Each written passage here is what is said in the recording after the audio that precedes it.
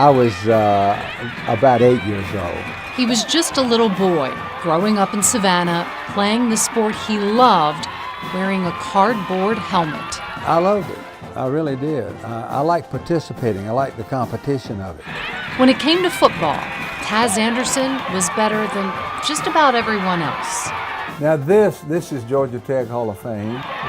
A star at Georgia Tech, he went on to a successful career in the NFL, playing for St. Louis. He's off and winging with a beautiful touchdown peg to Taz Anderson that gives St. Louis a 7-0 lead at halftime. I was Rookie of the Year in St. Louis. Ending his career as an Atlanta Falcon. Would you please hurry? I'm going full speed right now. That high-level, intense competition came at a price. Most of my good parts are replacement. I have 2 artificial knees and 2 artificial hips. I've had 12 stents and a heart bypass. Taz's wife, Greg, puts it this way. We've been married 41 years, and in those 41 years, he has had 41 surgeries. But there has been another cost. I was missing things that I would miss the point in a conversation. This successful businessman started doing things he'd never done. He went to a meeting one time, a month ahead of time. The NFL, confronting the profoundly debilitating effects of concussions, notified former players. It said you need to go get a baseline on where your cognitive thinking is. He said he did get several concussions where he remembers seeing stars, you know, like you hear, but they sent him right back in. Taz and Greg went to Emory. Working with Dr. Alan Levy, Taz went through a series of tests that led to a diagnosis of mild cognitive impairment, a condition which can worsen and may eventually lead to Alzheimer's. Now that Dr. Levy is helping us, I'm more patient and try to be more understanding, and we try to work through it now. Whereas before I was just going, you're crazy, you know, it's just, God, you're driving me crazy. And now I don't do that anymore, but it's scary. It's sending chills down my spine thinking of the potential for the first time. The help and hope for patients like Taz Anderson is greater than ever before. We've seen hints of promise for the first time from clinical trials that may actually show signals that things are able to be slowed, which is a small but huge step. It's one thing to... Dr. Alan Levy says after decades of research, they are getting answers, and what they've learned is astonishing, that neurodegenerative diseases overlap, are connected, and often begin the same way. So while we've thought about these diseases sort of as different chapters in a textbook, in reality, they often coexist. Let me give you an example. About a third of people with Alzheimer's disease also have changes of Parkinson's disease in their brain. At least that many have also changes related to vascular changes as occur in stroke. We think now that some of the underlying changes that happen in the brain in Alzheimer's disease are the exact same things that happen in depression. Brain inflammation, for example, is common to both of those conditions. The pathologies of Lou Gehrig disease sometimes occur in the presence of Alzheimer's disease, sometimes in Parkinson's disease. So all these different pathologies are really present in a very complex manner. We're beginning to learn that the presence of one disease might actually play some role in triggering and accelerating some of the other pathologies. One of the things that really seems to tie all these together is brain inflammation. It might be a different insult that sort of triggers the changes in ALS or Alzheimer's disease or Parkinson's, but what happens is the trigger then starts a common reaction in the brain.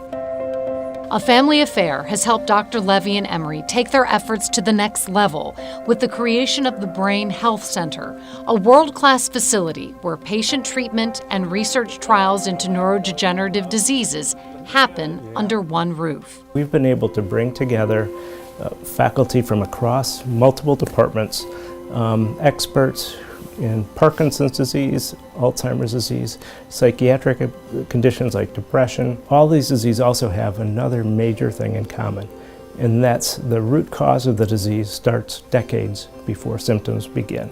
We have to identify the earliest changes decades before the brain actually starts failing. The work being done at the Brain Health Center will have a global impact on how Alzheimer's and other neurodegenerative diseases are diagnosed, how they can be delayed, treated, and eventually cured.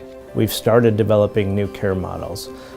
We have an absolutely transformative gift from the Goizetta Foundation, which is allowing us to study 100,000 people in the metropolitan area and to begin to predict what are the changes that occur in a person 20 years before they get Alzheimer's disease. This is a huge opportunity for us not only to predict Alzheimer's disease, but to predict who's going to get Parkinson's disease. Other causes of dementia include frontotemporal dementia. Emory's Brain Health Center has established a transformative partnership with Georgia Tech, a perfect marriage of research and technology. So this is a phenomenal opportunity to bring together the best of Georgia Tech and Emory, scientists from across different disciplines at each institution, to work together around a common goal, learning how to predict and prevent brain health disease. So the first thing we're going to do is calibrate your gaze to the screen. Something as simple as looking at beautiful art You can see the infrared lights on the sides here. can tell researchers if you're at risk for a neurodegenerative disease. It is pretty accurate. It's amazing. Georgia Tech's Dr. Ayanna Howard, professor and Linda Smith Chair in Bioengineering, explains how this eye gaze monitor works when patients are shown images of art. What we do is we actually monitor the eye gaze. And so we'll show an image, we'll show another image that has a slight change. Some of them are very subtle, some of them are obvious. And we look and see, where do the eyes focus? If the eye doesn't notice, what that means is that your short-term memory is not catching it. And so that's an indication that possibly you might have early stage, and earlier than if you were going to be diagnosed in a typical setting. Georgia Tech and Emory are working to develop eye gaze apps we can use at home on our own devices, making it easy to collect our data and transmit it to our doctors. It's fantastic. It opens up a whole new world for us, but with the least amount of invasiveness for the subject. Cece Manzanares, Associate Director of Research at the Brain Health Center, says eye gaze is already being used with patients and is critically important and accurate. It's a great way for us to be able to monitor cognitive change in people as we see them year after year. Now, of course, this is South Bend. For all these reasons, Taz and Greg are hopeful. I want to try to help to find something to cure what this disease is, and I'm thrilled about that. I mean, that's really exciting to me. And he's not going to go anywhere. He's going to stay here and drive me crazy for the rest of my life. Oh, me. That's, I can't argue with that.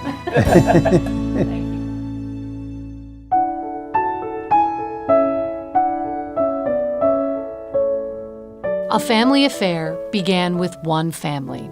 Mary Taylor lost her husband Mac to Alzheimer's and Lewy body dementia 8 years ago. She came to me and said, "Alan, I'm ready. I have the energy and we're going to do this." And it's like, wow, I didn't know what I was getting into. It's like, buckle up, Levy. Mary's passion for this cause seemed predestined.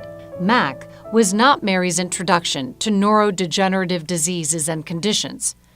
4 of Mary's family members had non-familial brain diseases. Her youngest sister has suffered from post-traumatic stress disorder for 40 years after surviving a deadly train crash in Belgium in which she was the sole survivor in her car. Her oldest brother, a former college football player, suffered from severe depression and was diagnosed post-mortem with stage 2 CTE, a progressive brain disease resulting from football concussions. Her younger brother suffered severe oxygen deprivation when hospital nurses overdosed him on narcotics. He lives with myoclonic tremors. Her brother-in-law died of Parkinson's disease. We'll get started in a second. 4 of Mary's family members were treated by physicians at Emory's Brain Health Center, and that is where Mary herself is now being treated. Diagnosed 13 months ago with bulbar ALS, a rare form of spontaneous ALS. I can wake up some mornings and I feel a sadness or depression. It's kind of that close, and I just push it away. I don't have time for it. It would be understandable. logical even, if Mary's focus turned inward after her diagnosis. It has not. She remains focused on the future of brain health. Just because you're diagnosed with a brain disease doesn't mean you put everything on the back burner. Mary says these words as a newlywed. She married Dennis Lockhart 2 months after her diagnosis. Perhaps the biggest burden I feel was putting my husband through the journey. But Mary and Dennis are veterans, she with her family in Mac, Dennis with his wife, who died after a long battle with a brain tumor. The experiences we have, Mary with Mac, me with my late wife, are what make us the person inside. We have a wonderful life together, and I fully expect that will go on for quite some time. He knows what he's in for, but to have to go through it twice seems grossly unfair. But we're best friends and determined to look at life optimistically. You never know. That miracle I expect from Alan and his team might be right around the corner. Dennis now heads up the Brain Health Center's Advisory Council, and as the president and CEO of the Federal Reserve Bank of Atlanta, he sees the issue of brain health from a global and economic perspective. The country certainly has a tsunami coming of expense related to treating these diseases. Mary has spent decades focusing on the future. ALS has brought her to the present. Because I don't think about what I've lost. I can't afford to think what I'm not going to be a part of. I have to focus on the joys of the moment. There are a lot of joys in that they found each other at this time in their lives. He was my first and only day after my late husband died. It was a miracle. I told him first that I loved him. While I was driving,